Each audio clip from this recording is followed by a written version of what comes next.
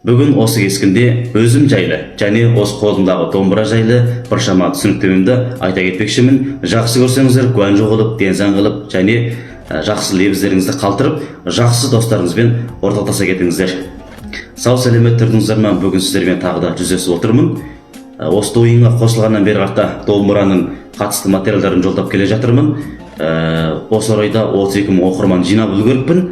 Өздеріңізге көптен көп рахмет қолдап жатқандарыңызға. Осы 32 оқырманды мен фінсін деп айтқым келмейді, қайта ол кісілерді домбыра әуескерлер деген ат қойғым келеді. Өйткені менің фінсім мынандай деп айтатын мен дәрежеге әлі жеткенім жоқ болған.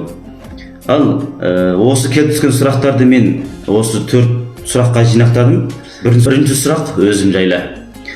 Өзім атым Ерлан болады, Санжы облысы Марас ауданының түлегімін. Руым болса орта жүз арғын руы.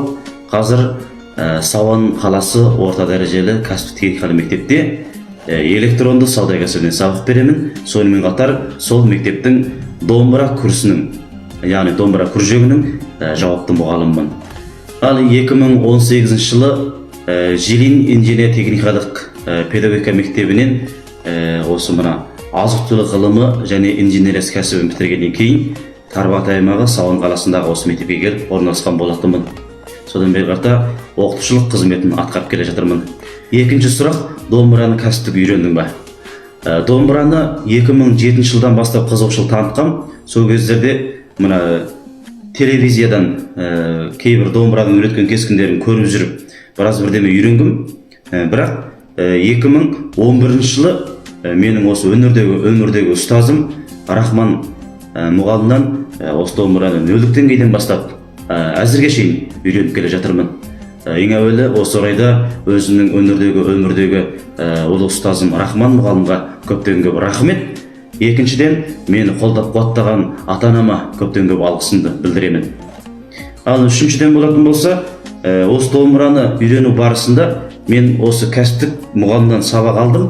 Мен сенбі және қысы-жаз демалыстарымда осы мұғалімнің мәпелеуінде осындай домбыраға қызығушылық танытып, осыны біраз зерттеген, үйренген жайтым бар.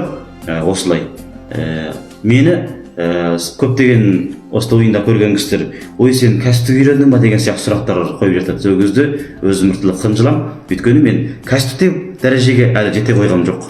Әлі өзімді осы домбыра әуескерлер ретінде санап келе жатырмын. Ал үшіншісі сұрақ, домбыра үйрену туралы. Домбыра үйрену туралы айтатын болсам, енді домбыра үйренуді қазір енді көптеген орталарда, мысалы Шинжаң педагогика жүйесінде, Іле педагогика жүйесінде және Күйтінді көркемөнер мектебінде және орталық ұлттар жүйесінде осы домбыра үйрету ортасы бар, және осы мына Шинжаң көркемөнер жүйесінде. Енді содан әзір көптеген жастар, көптеген домбыра әуескерлер осындай кәсіптерге тізімделгеннен кейін қайтып барып, демалыстарында мектеп бітіргеннен кейін болсын деген сияқты өз тұрған орындарында осы домбыра кәсібін жалғастырып, сол аудандағы өңін-тандарға келіп деген сияқты. Одан кейін домбыра курстерін ашып, сөйтіп үйреткен жатқан жайы бар. Біз үшін алған кезде осындай домбыра үйрету ерекше бір мақтаныштық.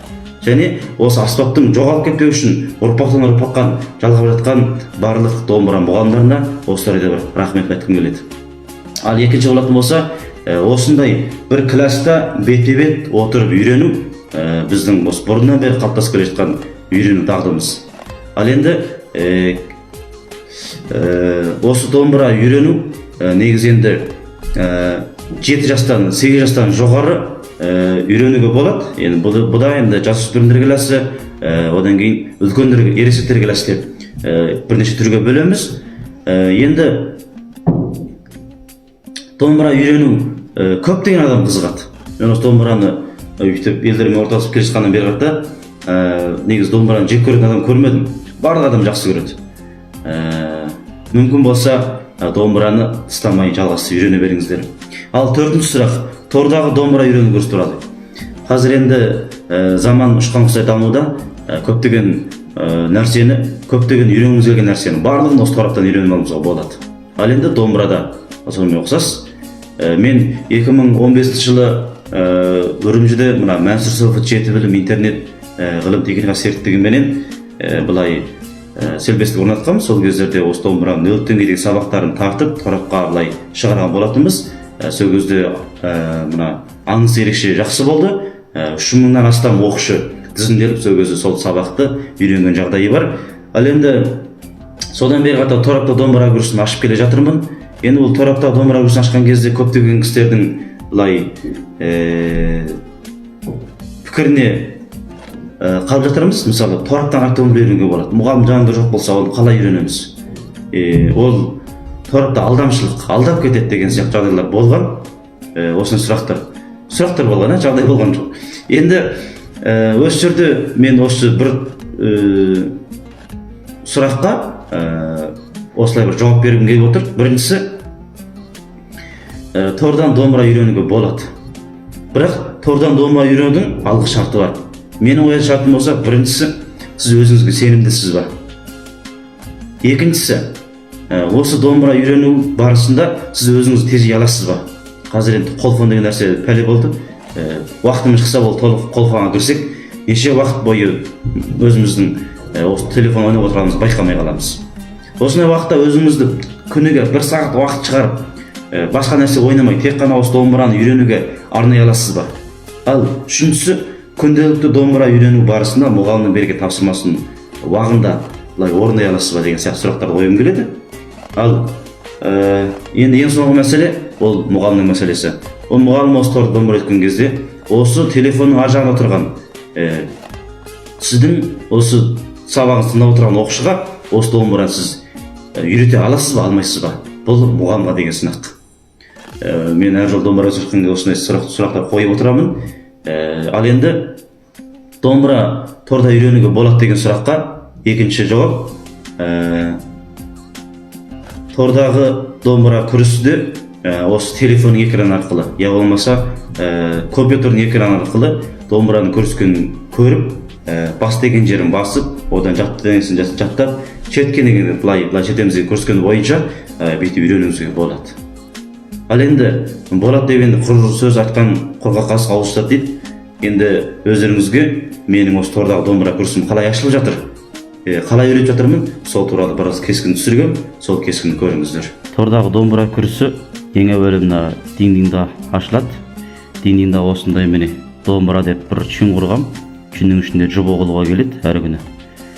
Сонымен мына чүн жұбо деген ашсақ, міне осы бірінші сабақтан бастап міне 14-ші сабаққа шейін әр күнгі сабақтар өтілген жиынтығы, әр күнгі сабақтарды қайталай көруге болады. Міне мысалға болатын болса, мен бір мысалдар көрсетуіме болады.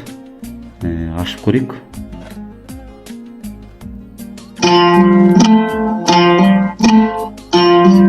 Оқушының четкенін көруіңізге болады.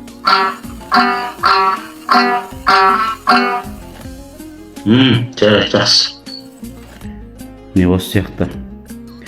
Ал бұл сабақ өтіп болғаннан кейін енді үнхатта осындай топ болады, тағы да бір. Бұл топта сол оқушылардың міне күнделікті сабақ өтетін ұқтыруды жолдап отырамын.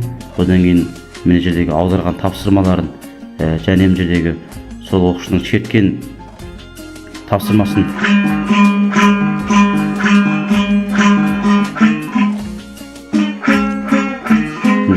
осы сияқты оқушылардың. Одан кейін мен әрбір тапсырмаларға міне осындай бір баға беріп отырамын.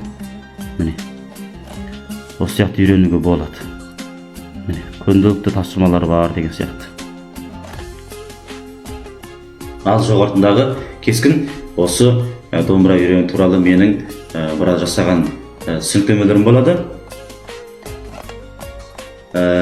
Осы дойында жалғасты домбыраның үйрету кескіндерін, домбыра әндердің үйрету кескіндері деген сияқты барлығын жолдап отыратын болам. Менен алыстап кетпеңіздер. Өздеріңізге көптен көп рахмет.